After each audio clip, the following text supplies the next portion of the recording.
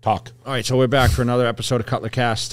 This one's a little different. We wanted to come back on. It's been a minute. We were sitting in the office yesterday, and I was like, man, can we have a conversation? We started this podcast as kind of an option because of our travel schedule, which was limited at the time.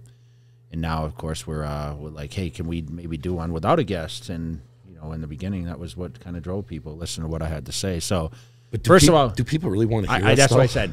That's what I said. So I said, who wants to listen to us? We're getting no views on this one. Yeah.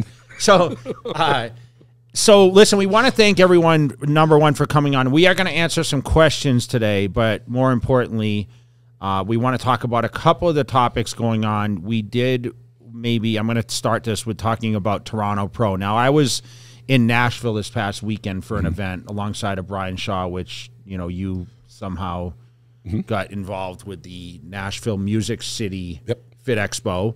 And Lee Priest. Yeah, so Lee was there. So 3 years ago, they started this expo, my buddy Roy over there, and so I went for the first time on the second year.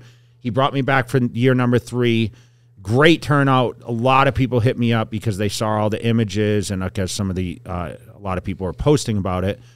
But, you know, Brian had a huge section. He was in the hall that I was the year prior, and obviously Roy is trying to grow this thing. I got to actually spend some time with Lee. Did you see what picture he posted? Yeah. So he posted a picture, and he said, fit for 51 and fat for 51, and he was saying. Yeah, but he looked like he was like 2 times the size of you?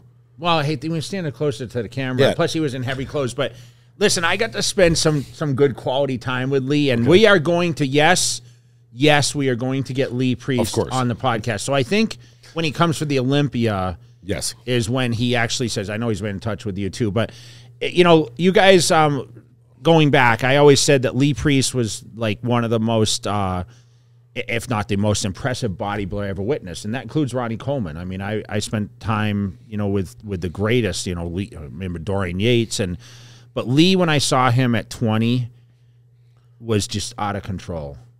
I mean, coming from Australia, you know, winning the title, and I remember him them trying to give him a pro card because he had won everything he possibly could, and they, you know, coming over to the States, so he just got his card at like 20 years old. And what year was that? It was 97, 96. It was 93. Wow, okay. I think 93. The first I saw 94 maybe. I saw Lee for the first time, and I think it was 02 or 03, and he guest posed for Deke Warner in Orlando. Yeah, I remember. Yeah, I used to guest pose at that show. Him and Kathy were there. Okay. And I remember he got a bunch of shit because he wasn't like in really good shape. And I remember he was just, he didn't care, you know, which, you know. It was kind of funny because he gives me a hard time, but Lee's a great, if you guys aren't following Lee, make sure you guys, well, we are going to have him on. We're going to have a lot of questions, but you were saying like he's a wealth of knowledge of course. I mean, he has a lot of knowledge. We were talking about all different stuff, and it wasn't necessarily bodybuilding related, but it's kind of cool to be able to catch up. I didn't get to see Brian much because he was leaving the day I was in there. He left on Saturday, and then, of course, I was there for a couple extra days. And from the conversation, I haven't reached out to Roy yet, but it seems like he wants you back, and he wants Brian back, and he wants to build it bigger and bigger, which is great because there's not that many really good expos in that part of America. Yeah, and that's what I think, and he was actually surprised about that. But, you know, it was in the fairgrounds, and I think now, and I encourage any of the supplement owners or supplement brands that are watching, or someone that, if you're an ambassador for a brand, and like, it is a great opportunity. He's going to have it, I believe, the last weekend of May next year. Okay. Is going to be when it will take place. I'm sure you guys will be talking here in the next. He texted me last night. And asked if I could call. So shout out to Roy, Nashville Music City Fit Expo.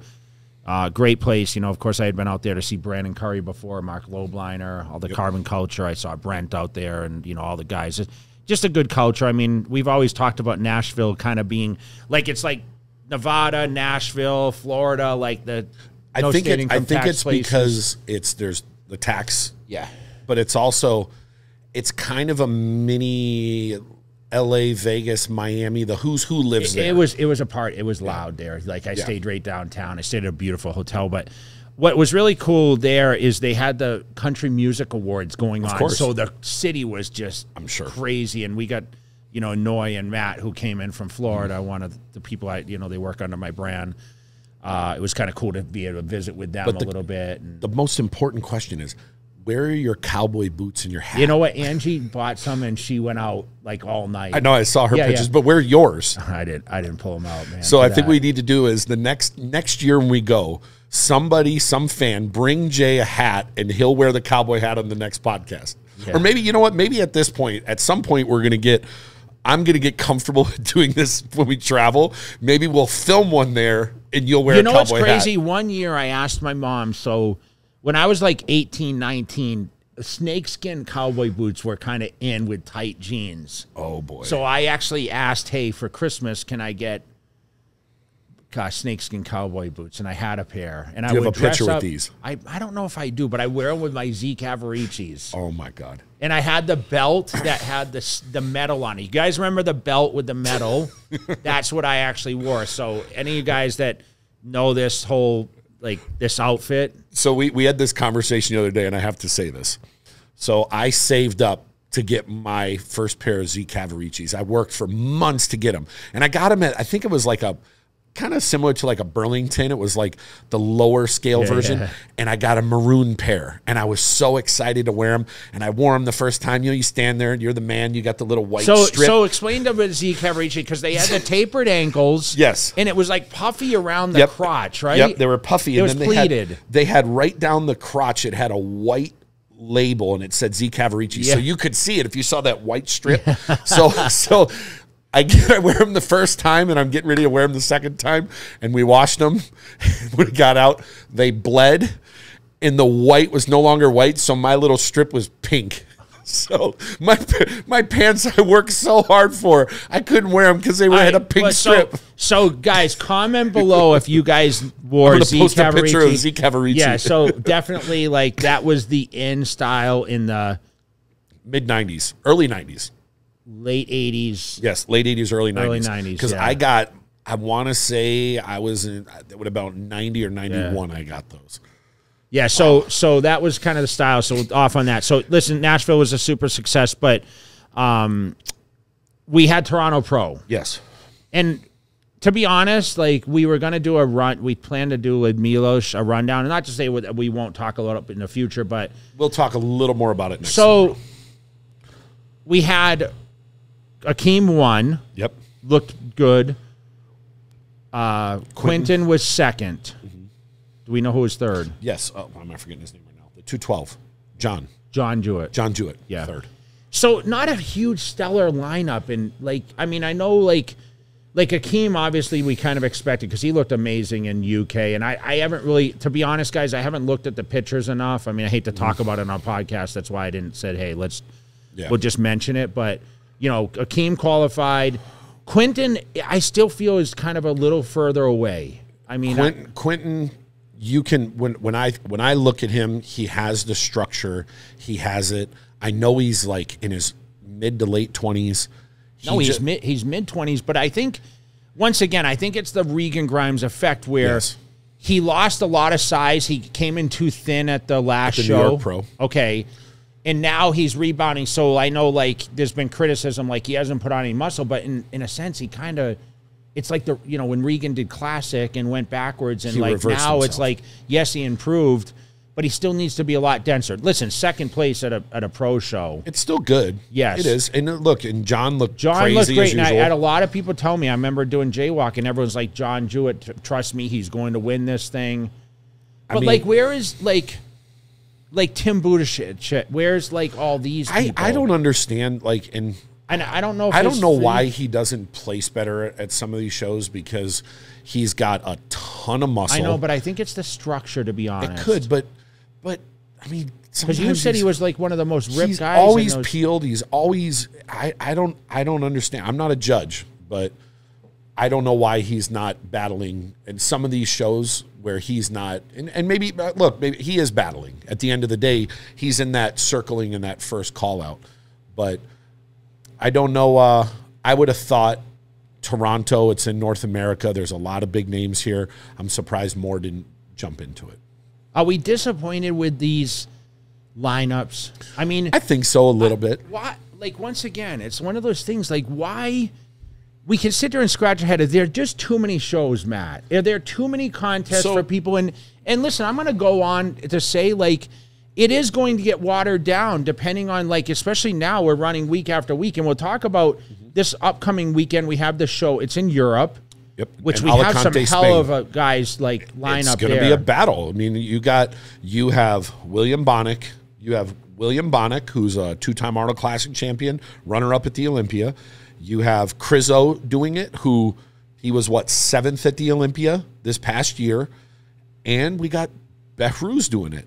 And I know people don't think of him as much because he's kind of like a hottie where he's from Iran. He doesn't get to the shows in America, so a lot of people forget about him. But I don't care what lineup he's in.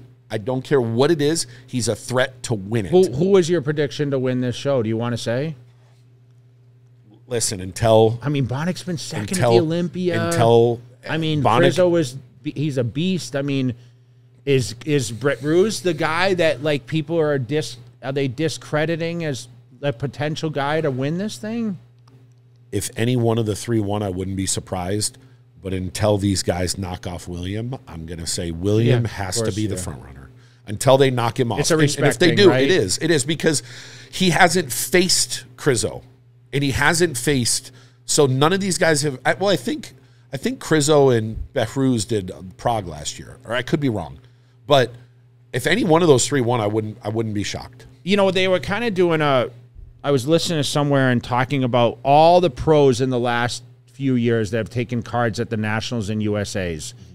Dude, there's no active pros. None.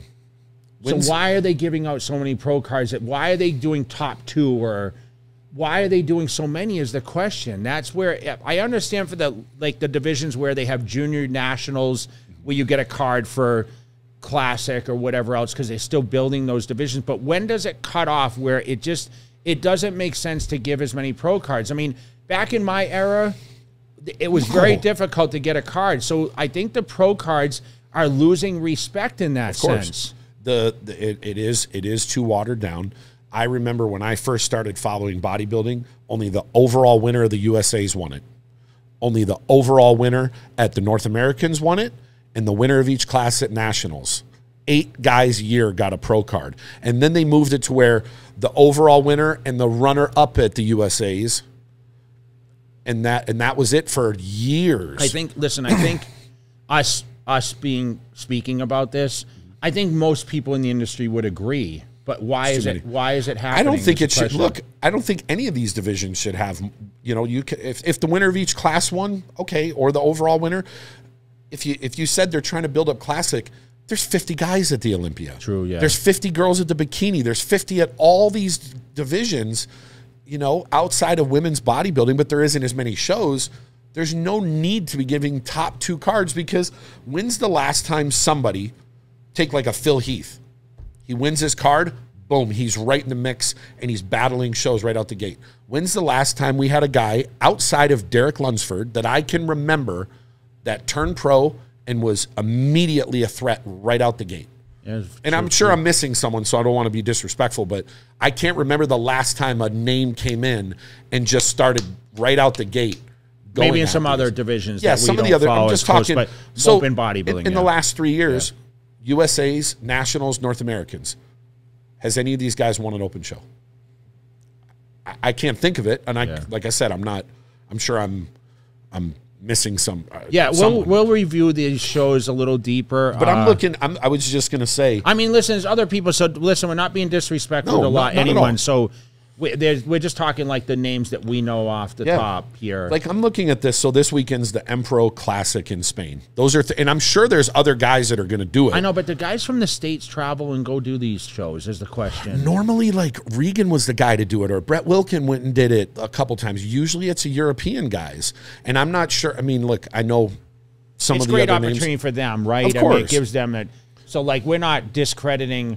Hey, there's too many shows. Like, you do need the international shows, but like eventually you're going to have the lineups that you don't see is like you saw the huge lineup at New York Pro, or even like the Cali Pro had, like once those guys, certain guys get qualified, they're going to back down. But where are the people that we feel should be jumping in these shows? So I'm looking at this show. In the next 11 weeks, we have 10 shows.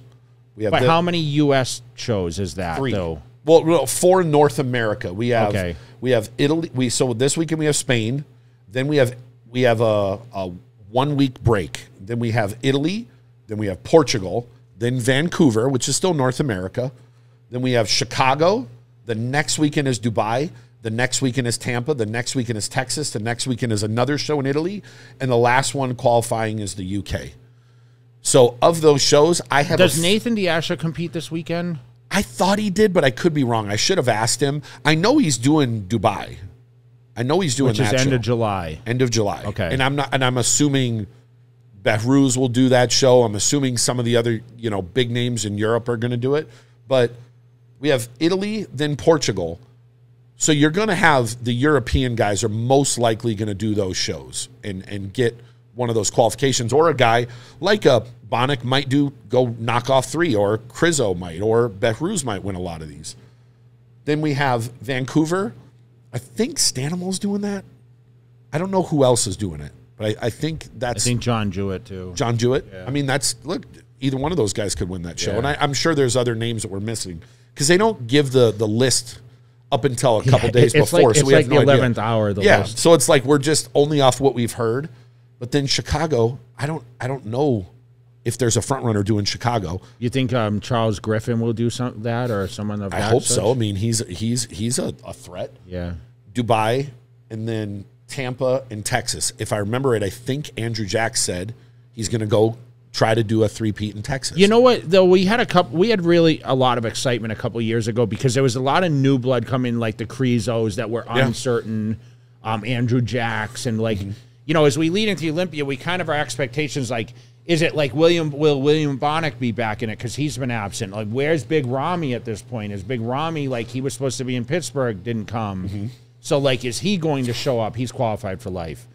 Like, where is the excitement as we start to build for that? We talked maybe about going over, like, okay, who's qualified for the Olympia, but at the same time, we've only had now Akeem's qualified and Nick Walker lately. So we have Derek Lunsford's qualified, Hottie.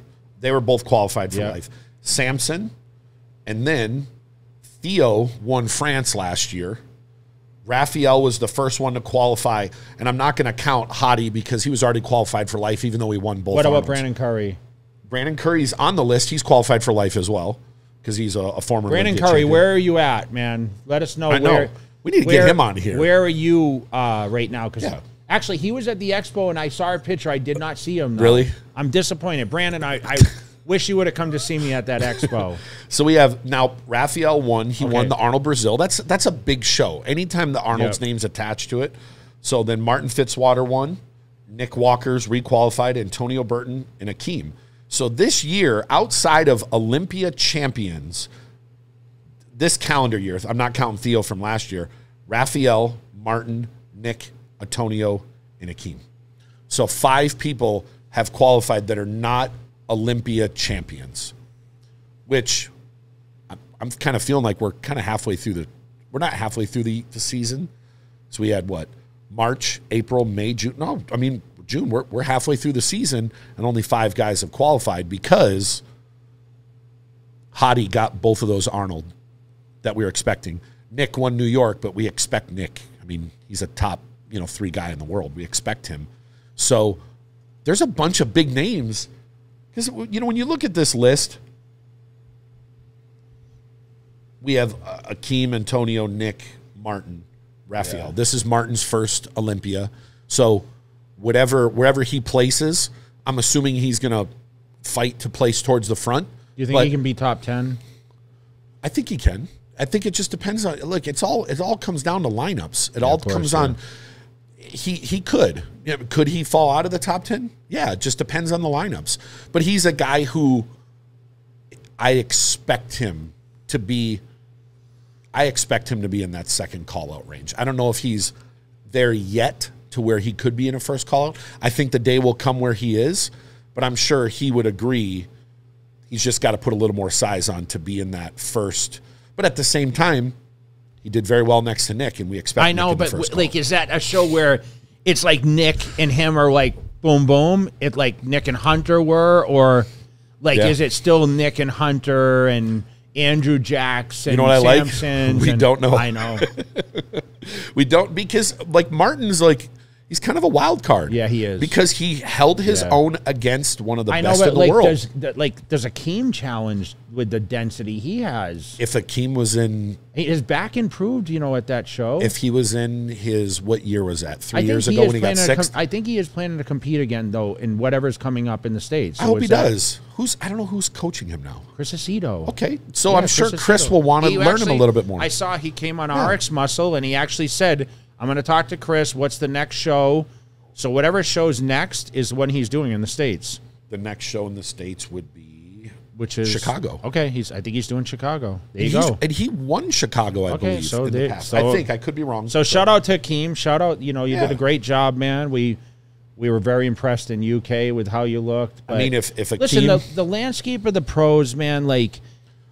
once again, they increasing the prize money. Are they spreading that prize money in the seconds and thirds and fourth, though? Do you think so.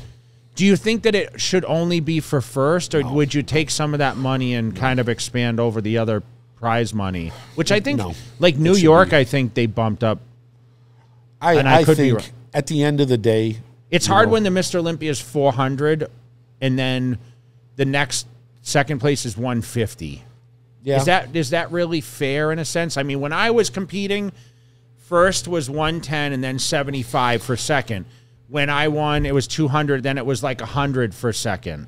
Mm-hmm. I think it needs to be a little closer range. So if I can give any advice to bump up the second, third, fourth, I would spread that money and say, hey, let's give a little bit, because listen, there can only be one guy winning. I've been first, and I've been almost last at the Olympia. So, and when you got last, you got nothing, right? Well, I got nothing. Yeah. I got nothing. But listen, I did it because I loved it. Of course. Back then, I didn't really think until you start winning prize money, and it's like, holy crap, like this costs money to do this. But remember, I had sponsors and everything else. It was a weirder thing then. Yeah, I mean, now today it's harder to get that sponsorship. I hope they bring up the prize money across the board. I think it would be it'd be good. And looking at the names that are qualified and knowing who's still out there, this is the first Olympia that I can remember where, yes, you have some guys that are front runners. Mm-hmm. You do. And I would assume, just looking at it, the realistic is Hadi and Derek are going to be the two front runners, and Samson's going to be there, and Nick's going to be there, and Andrew's going to be there. But you know what? There's a whole group of guys that if they nail it, and any one of those people are a little bit off, they could jump up. Yeah. So we could say we have an idea who the first call-out's going to be, but a guy like a Martin could shock that. A guy like a Crizzo could shock that. You're right. A guy like Raphael could shock that. So nobody's really safe, because in the past, when you were going into the Olympia, you knew, like, if I'm on, nobody's going to beat me. When Ronnie was at his peak, he probably felt, if I'm 100%, nobody can beat me. Yeah, the whole thing is landing that plane correctly. It is, but I'm just saying, you've been there. You've seen it. Like, everything can be perfect. Of course. Phil would go into a show like, nobody can beat me in this world. Yeah, true. You got to think that way. I don't think, and it's no disrespect to anyone, I don't think anyone is that safe right now where if another guy's 100%, that they can't beat them. But you know what the funny thing is like what I hated was, like, back in my day, and it may be different the way I think now. I just want to get, like, inside my head a little bit to explain to all the people listening and watching. I really thought that, like, if someone leaped me, oh, shoot, I may never beat that person again. Yeah. That's how kind of bodybuilding was, where I feel like in today's, and I think even going back to the Wheelers and Levrones, where they would go on a tour and, like, Nasser would beat Flex Wheeler, which you never thought. Yeah, they would actually do that, and then it really didn't mean as much. Like, oh, my, like, you're not going to the Olympia next year, and, like, oh, automatically, since he beat you in the last one, kind of, what have you done for me lately? Yeah.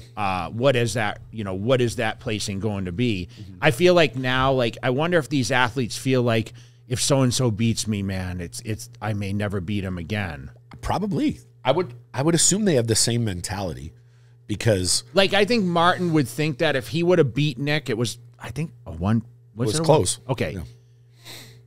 would he think like, oh, I already got through Nick Walker, I don't have to worry about him anymore? Because that, like, honestly, hard to say that because we haven't that wasn't the best Nick, right? No. And I think Nick now, after reviewing the pictures, would say that, but one hell of a body still. Yeah. But like, that's what I mean. I wonder if Martin thinks like, well, I was next to Nick Walker, so is that how I'm going to place at the Olympia? I don't. Hard to really say. If I was in Martin's camp, that's what I would be saying to him.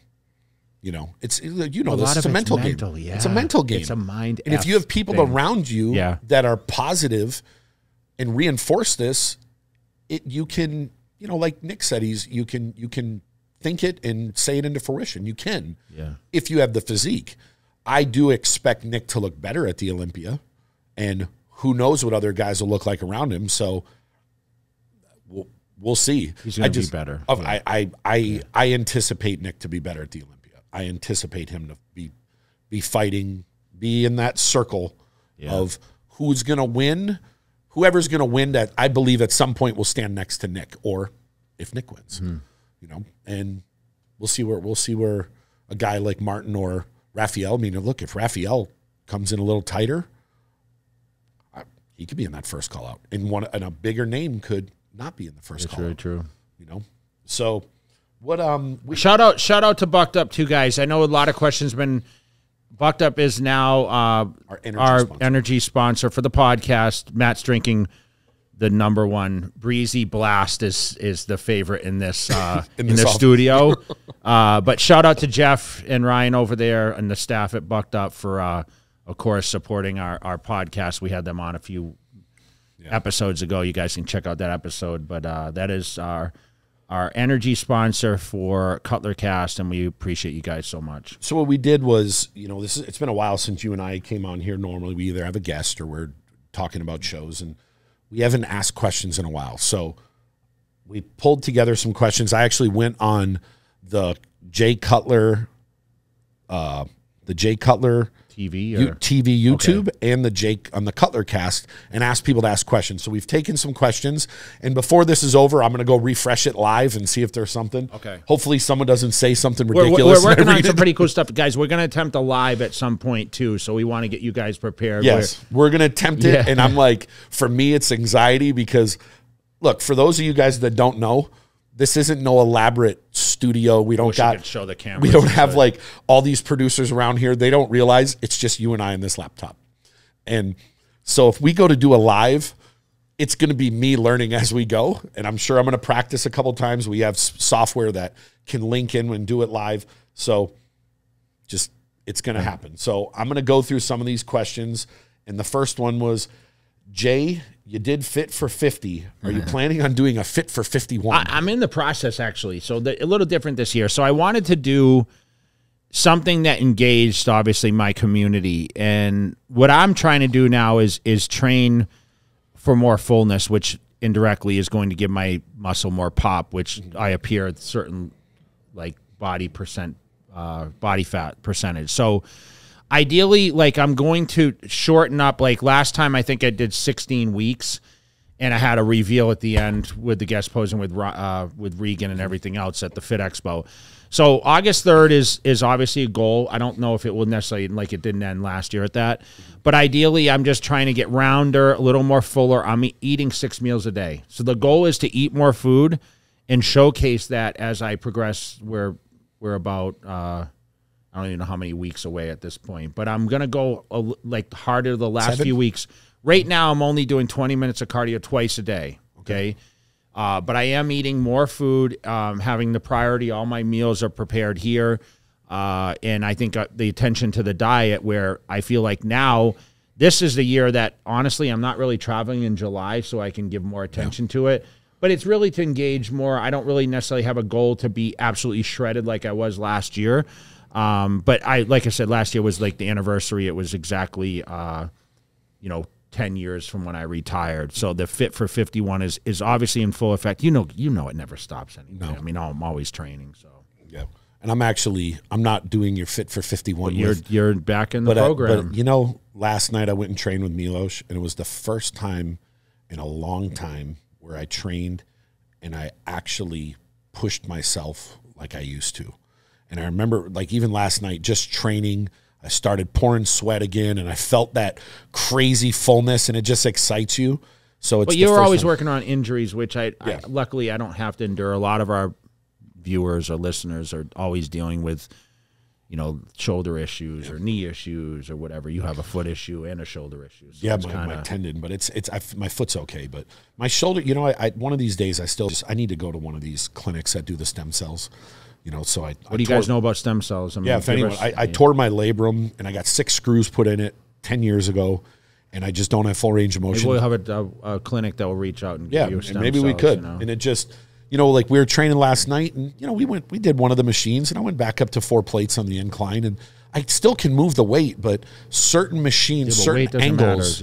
But you know what it is? I was telling Milos, it doesn't matter who's in there. When I move a certain amount of weight, it makes me feel good. Where were you training? We trained at Torture. Okay. So they have certain, we went late last night, 9, 10 o'clock. Yeah, he texted me, and I said, oh, Slim is going. Yeah. And did he text you? Or yeah, he texted me and said, hey, I might go work out. And I was like, he told me. And I'm sitting there, and I'm like, I said to Vanessa, I'm like, I need to go train. She's like, but it's late. And I'm like, you know, my best gains in my life I trained at midnight. When I first moved to Vegas in 2013. Yeah, so you can thank me because he's like, I just ran to Costco and I was checking on him because he's having some pain with his leg and stuff. I thought it would be good. You guys, I said, wow, that must have been a super hard workout. I actually, I know. His job, we actually, No, he actually, you know what though? And, you know, I feel it's weak how I lift now, but he did pretty much everything I did with me. You know, for him, I mean, he's just 60. I can't razz him today then. No. Okay. He trained. And then we did quads. We did a little, like a certain quad machine. He'll be on next week to review this show anyway, because, of course, Petrus is in the show. So the next question is, I listened to the Sergio podcast. What do you think about Dorian Yates' training style? A lot of comments on the Sergio podcast, good and bad, right? Yes. So we appreciate the engagement for you guys that are trying to kick Matt off the podcast or telling me that I don't give enough to bodybuilding and whatever I'm done, else. dude. Yeah. Get rid of the guy with the red hat. So what was the question? What do you think of Dorian Yates' training style? Heavy-duty training, you know, is Mike Menser theory. Listen, everyone was on this kick. I remember, like, Dave Palumbo back when he was the bodybuilder, like, talking about, you know, one set to failure type thing and all-out training. And I only looked at, like, Dorian got knocked out of the business early because of injuries. So the way I looked at it is, and I know a lot of people that trained extremely heavy into absolute failure like that seem to have a lot of wear and tear on their body. Not to say all, but most. Yeah. So, listen, I was taught early from, like, reading, you know, Arnold stuff, and then Chris Aceto kind of took me under his wing and kind of taught me a little bit about training, and I think that's the theory that I followed. So it was volume training, repetitions from 8 to 12, shorter rest periods. Honestly, it worked for me. So not to say you shouldn't try it, but if you don't see a lot of 50-year-old guys going at Dorian Yates type training and getting the most benefit out of it. So I think logically it can be when you're younger, it can work, but eventually you need to switch your training style. And I know a lot of our people that follow us, you know, they are more leisure type training people, not necessarily hardcore. But listen, I think it helped Sergio. I think it kept him on track. But let's see how he adapts to training out here. I guarantee he's still sticking to volume and repetitions, like I mentioned. You know what it comes down to? Everyone's different. Yes. And you got to find what works for you. Yeah. Because, you know, like the way you trained worked for you. Yeah. And I'm sure if you would, throughout the year. Like Sergio said, the best advice he got from Yates was like the squeeze and hold. Yes. And I watched Phil do this a lot too. I used to watch Phil, and it was impressive because Phil could use a pretty heavy weight and do pull downs, and he could actually hold and squeeze to really contract the muscle and lock the muscle in where me and Branch and Ronnie, we would just train and move. And listen, I feel like if I did have a little more contraction hold, I probably would have had more detail in my physique. So people ask about regrets or, hey, what do you wish or whatever. And I try not to think like that, but at the same time, like I notice now, like when I actually contract stuff, not to say I take my clothes off and look at, you know, I'm not lean enough to really pose like that, but like you can see the finer details. And if I can give any advice to the younger generation coming up, listen, hold those contractions a little more. Did you have any muscle strains back in your competition days? And if you did, how did you work around them? Of course I did. Pec strains, quad strains, everything. Tissue work. I mean, I did active release therapy. I did dry needling. I did neuromuscular therapy. I mean, shout out to all the therapists I worked with, especially Steve Murphy in California. Great therapist. I'd fly back and forth. Derek Farnsworth. My buddy Jason here, who no longer does it, but he was a huge help to me. Angel. I mean, all these people that really worked closely with me. I mean, the guy working at Elevation's really good. If you guys come to town, Corey, he's really good over there. I mean, there's a couple people at Kilo Club. Yeah, Karen Garrett. Yeah, she's really good. Karen's done some stuff on my shoulder in the past. You know, listen, I still work my chiropractor, Dr. Cherie. She's great. She does a lot of tissue and chiropractic work for me. But I think you just need to take care of your body. Hydration, recovery, listening to your body. Don't go right back and try to do the same thing over. But that tissue work, guys, I can't stress enough. I know I sound like a broken record, but, you know, you see all these people doing it now. I have to give credit to, like, Stanimal. He's probably the most dedicated of anyone I've ever seen doing it. I know that work is doing tremendous releasing that fascia. It'll help you with everything, muscle growth, recovery, and avoiding those injuries and healing those injuries. What was your biggest challenge when you started bodybuilding, and how did you overcome Learning the diet. Learning the diet was my biggest challenge. And until I found Chris Aceto, who actually structured a meal plan for me, I think that was the hardest thing, because you ask people in the gym, what do you eat? And everyone eat, like, said pasta and peanut butter. That was like the main thing. So it's like, you know, you're just going to get fat, right? If you're not training hard enough or your metabolism isn't fast enough. So for me, it was like learning about proteins and carbs and when they're most effective. And, you know, I just ran into Aaron Rodgers when I was at Gold's Gym, which was a really cool opportunity to meet him. And he asked me, like, hey, why do you stay on a low-fat diet?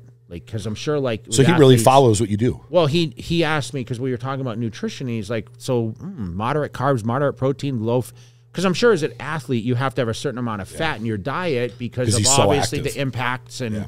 You know, everyone says, what's the best thing for joints? I mean, I always say essential fats, where everyone used to say chondroitin, like, you know, MSM, and like all those kind of things. Yeah, so I think now, I mean, I think essential fats are absolutely necessary in that sense, where I never really toyed with that as much. You know, Chris really didn't have me on that much. So I think you know, there's a lot of questions about, hey, what diet works best for me? I know Nick Walker's a huge fats guy. Like, he uses avocado and almond butter and that kind of stuff.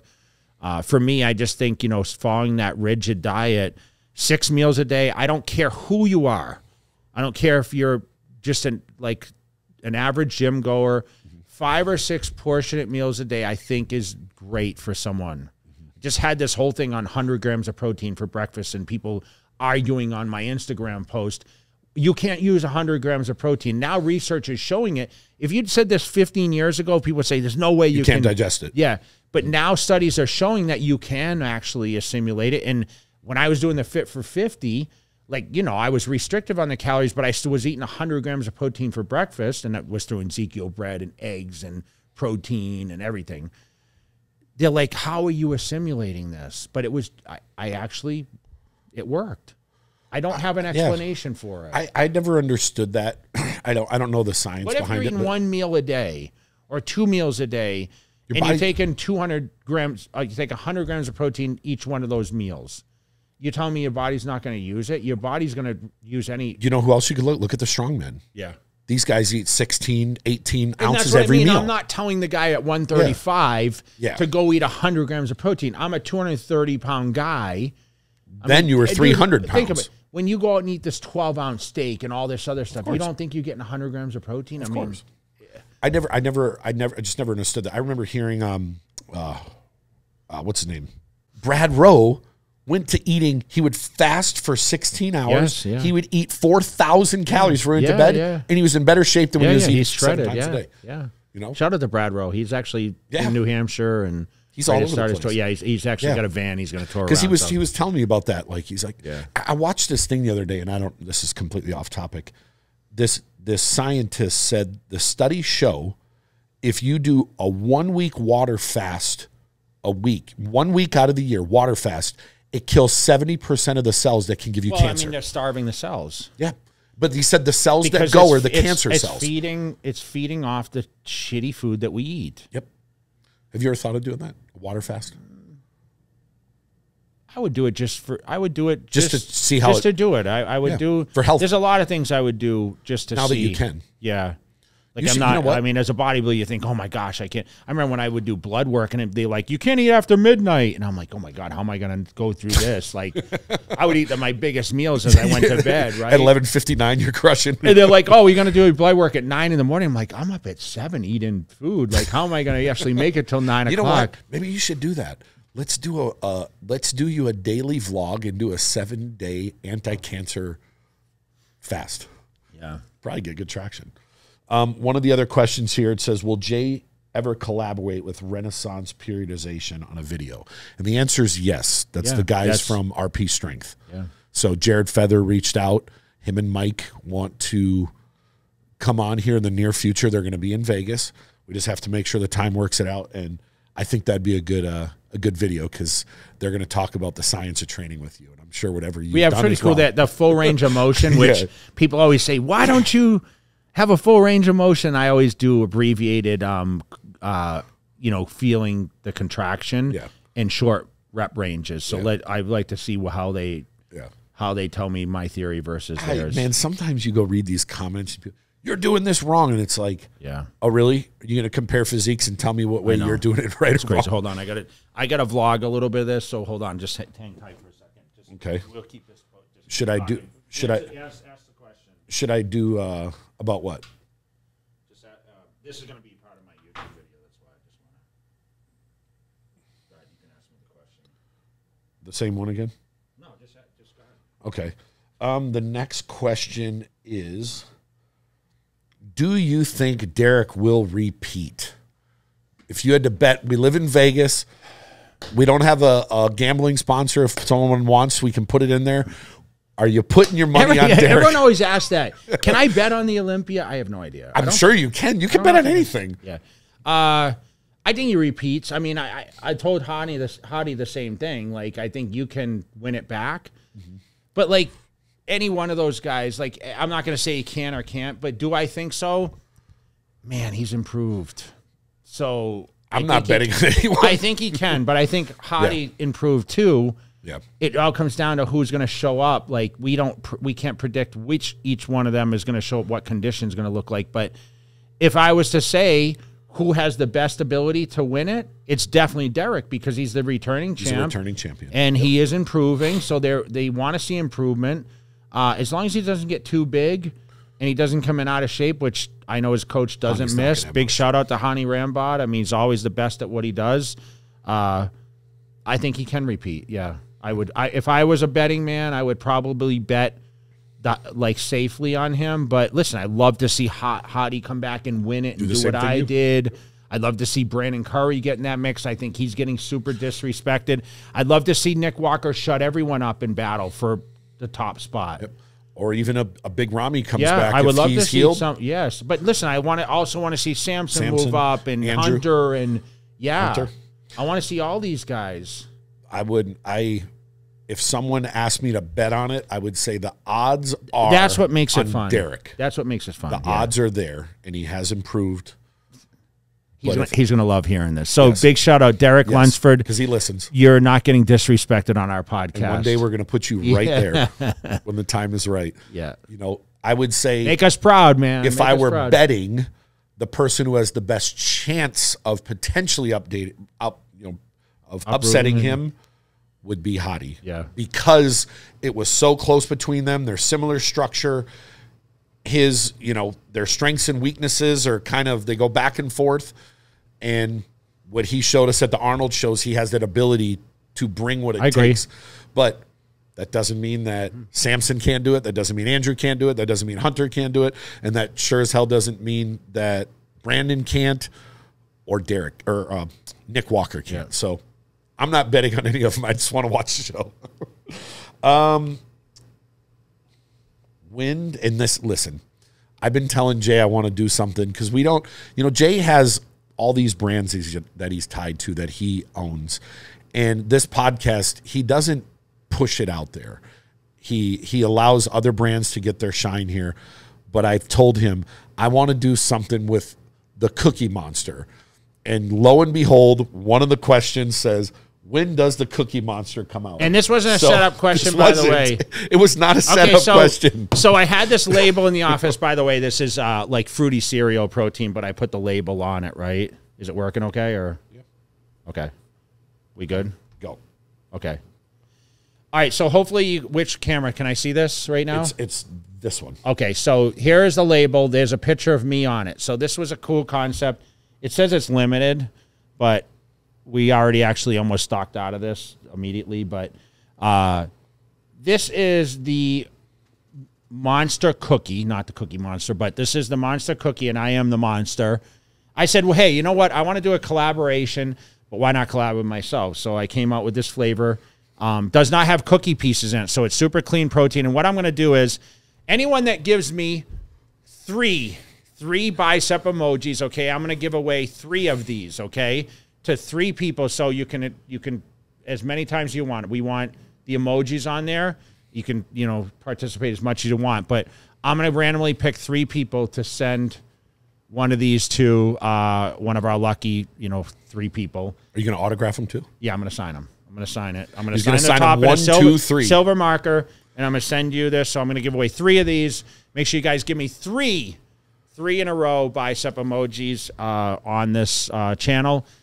For you guys listening, sorry, this is for the YouTube. And you know what? I'm going to say this, and Jay has no idea I'm going to say this, but you know what? When you get this one, label it 1, 2, 3. Post it on social media, and you'll repost showing that you really get. I'm going to number it. So when I sign it, I'll put the number at 1, 2, or 3 on the top. And we love you guys. Thank you so much. But the Monster Cookie is now available. JayCutler.com.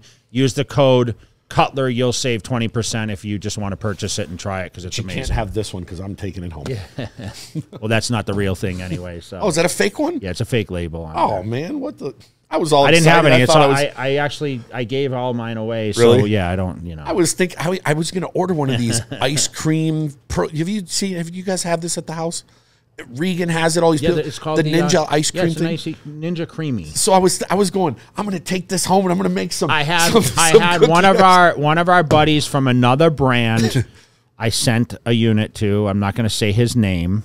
You know who you are, and he hit up Drew, and he's like, I just made a creamy. It's the best thing ever. So big shout out to It's messed up. Some random, I don't even get one. All right. It is what it is. Well, that's okay. Well, so that's all we got that's for now. That's our questions? Those are, well, here, let me refresh real quick. Maybe someone else will have commented in here. Yeah, so we wanted to, come on and be able to answer a few. We have a lot of questions. Well, there's one more if you want to answer it quick. Okay, let's get it. It says, thoughts on the carnivore diet, not necessarily adding muscle, but maintaining and improving overall health. I mean, everyone has their theories. Like we had a vegan guy tell us like, his just yesterday we had a meeting right here, and he is vegan. His wife is a physician, and she's a carnivore. Yeah. So like, listen, a lot of people are cutting out. I mean, I know Arnold made this push for this vegan thing, and a couple people we know. Mike Rashid, I think, went vegan for a while. Rob Bailey did for a while. Yeah, so Bailey did. Listen, it's not something that I don't know, man. My markers, I don't really have any concern in a sense. Have I limited red meat? Absolutely. Like when I go out, I try to have more white fish. I went the other day and I was, at the store and I'm like, you know what? I want a burger, and I bought turkey instead of beef, right? So I still think the meat, I mean, is there any successful professional bodybuilders at the high level that are vegan? Is the question in the IFBB. What about carnivore? Yeah, I mean. Well, you're kind of, to a certain degree, I think Branch was a guy that ate a lot of bison, because I remember he used to hunt it, and he would be a person asked this because I think he had bison in almost all his meals. And if you're cutting lower carbs, isn't that kind of a carnivore to a certain degree?